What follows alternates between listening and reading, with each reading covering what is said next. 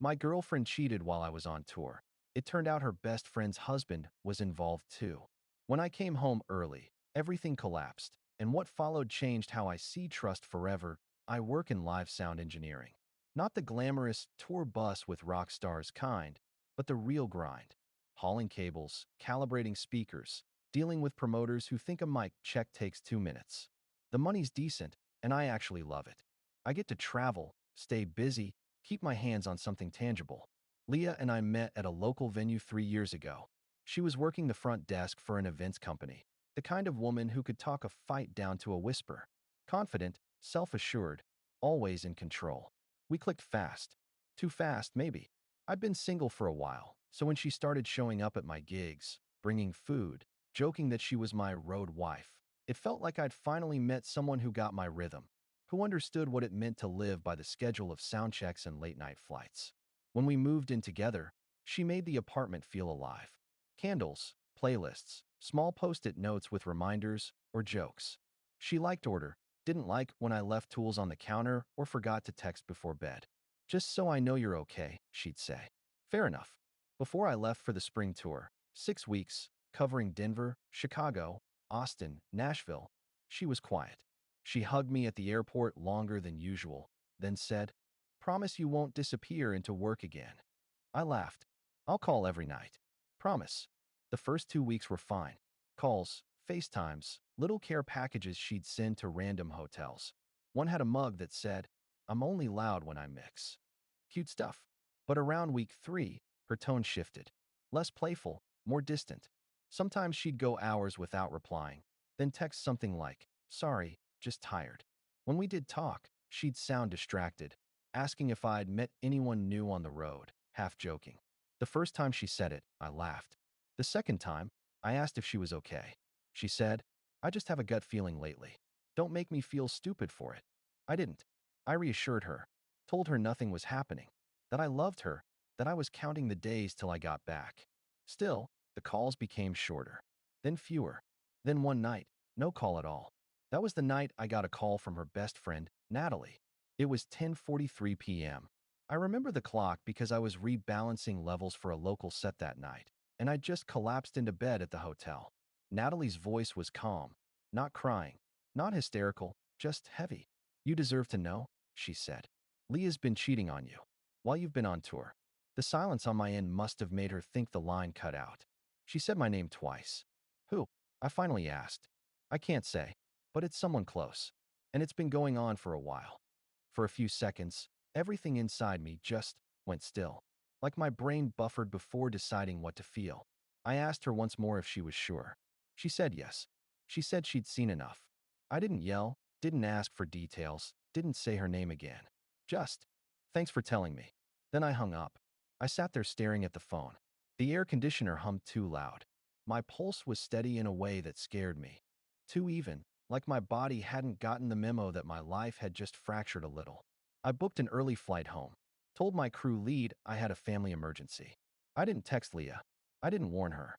I wanted to see it with my own eyes. The flight home was quiet, too quiet for a red eye. I remember the seatbelt buckle pressing into my hip and the sound of some guy snoring 2 rows back. My mind wasn't racing, which was strange. It was more like a dull hum, like when you've been awake too long and everything starts to lose texture. I landed at 5:42 a.m.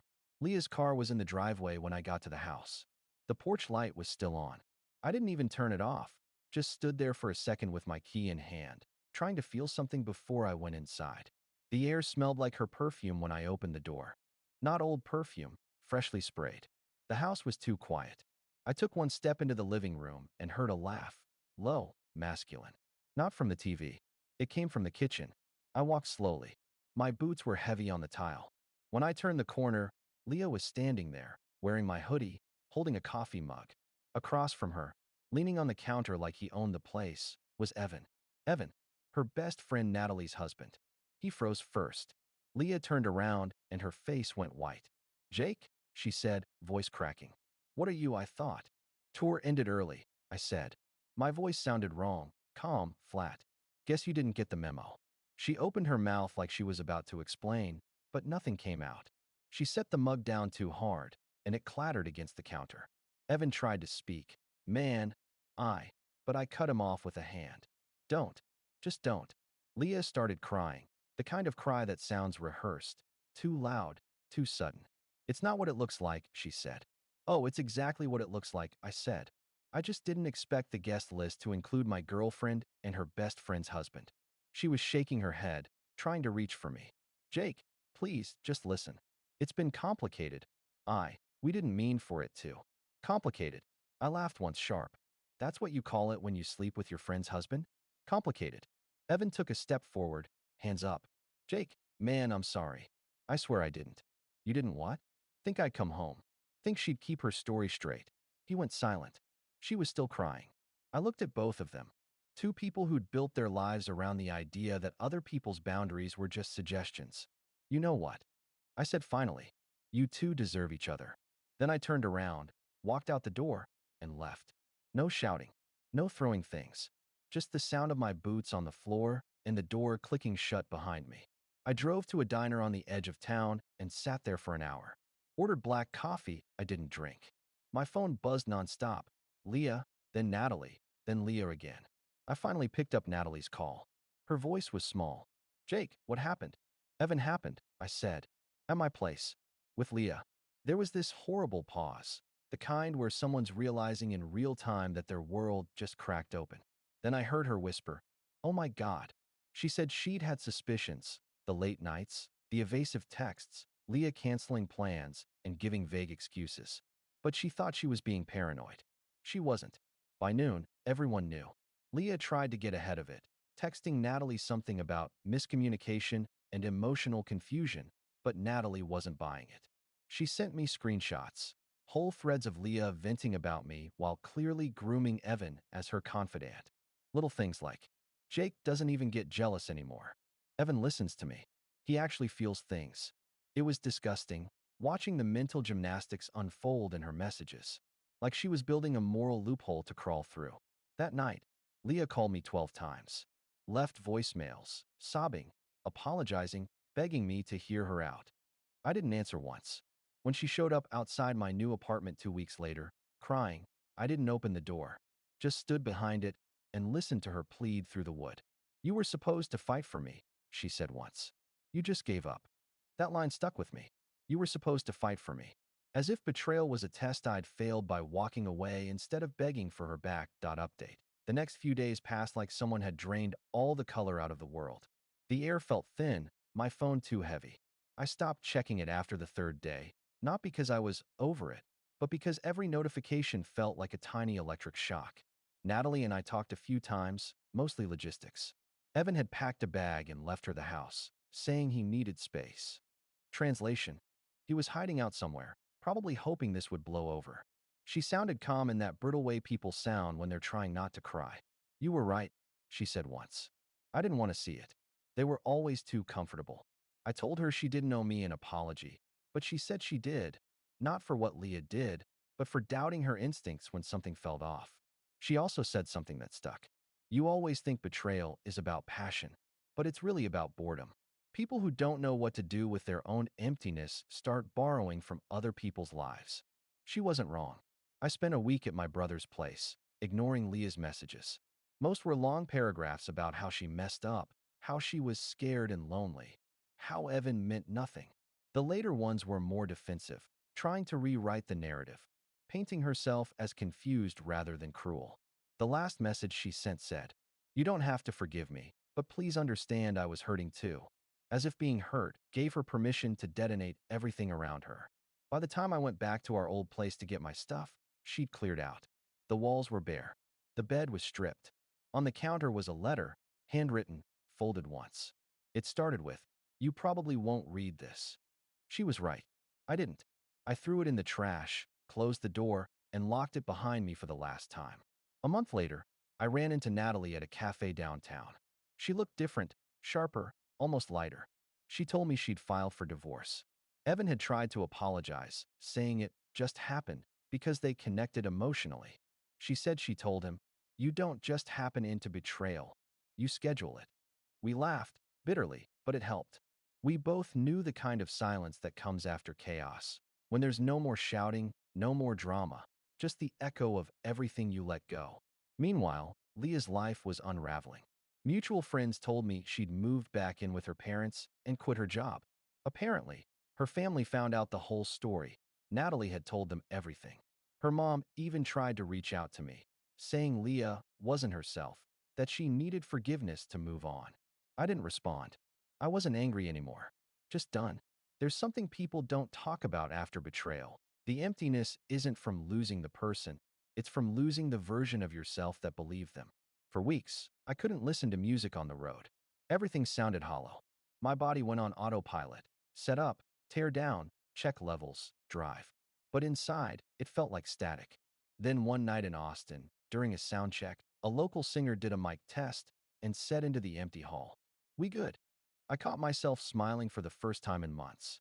Not because I felt better, but because I realized I was still here, still doing what I loved, still me. A few months later, I got a final message from Leah. A photo of her dog, technically ours, though she kept him after the split. The caption said, "He misses you." No apology, no explanation, just a digital ghost trying to make contact. I didn't reply. Sometimes silence is the kindest thing you can give someone who never listened in the first place. Final update that it's been a little over 2 years. I don't think about her often anymore, not out of bitterness, just because life filled back in, like a house after a storm. The walls are still there, but they echo differently. The tours got longer, the cities blur faster. I switched to a smaller production company that handles more local gigs. Less travel, more home. My brother helped me renovate a small studio space downtown, and now I teach younger techs how to run shows without frying their nerves. Turns out, calm is a skill. Sometimes, people still ask about Leah, mostly mutual friends who don't realize we don't talk. I just say, she's doing her thing. That's all there is to say. From what I've heard, she's working part-time, taking therapy, trying to piece things together. I hope she's better. Genuinely. As for Natalie, she's doing great. Her photography business took off. We keep in touch occasionally, mostly professional stuff. She even shot one of our shows for her portfolio. There's a quiet understanding between us now. Not romantic, just human. Two people who survived the same blast zone and decided not to live in the wreckage. Every now and then, Leah's name pops up somewhere. A tagged photo, a mutual comment. The first time, it used to make my stomach tighten. Now it's like seeing the name of a street you used to live on. Familiar, but distant. A few months back, I ran into her by accident. Grocery store of all places. She looked older, tired, but not miserable. She smiled when she saw me. "Hey, Jake," she said softly. "You look good." "Thanks," I said. "You too." It wasn't awkward. It wasn't emotional. Just real. She apologized again, briefly, and said she'd spent the last year learning to stop sabotaging good things. I nodded, told her I hoped she kept learning. She laughed. Not the bright kind I used to know, but the quiet one people make when they finally accept something about themselves. Then she said something that stayed with me. "You never yelled. You never tried to make me feel small." That's what I remember most. I thought it meant you didn't care. It meant I'd already decided it was over, I said. We both stood there for a second. Then I said goodbye, picked up my groceries, and walked out. I used to think closure was about justice, about making someone understand the pain they caused. But it's not. Closure is realizing you don't need to be understood to move on. People who betray you don't destroy your story. They just remove themselves from it. The night I flew home 2 years ago, I thought I was walking into an ending. But really, that was the first honest moment in our entire relationship, when the truth finally had nowhere left to hide. Now, I wake up early. I make my own coffee. I go to work in a place I built myself. And sometimes, when I pack up after a long show and the lights go dark, I stand in the empty hall, listening to the silence I used to be afraid of. It doesn't hurt anymore. It just sounds like peace.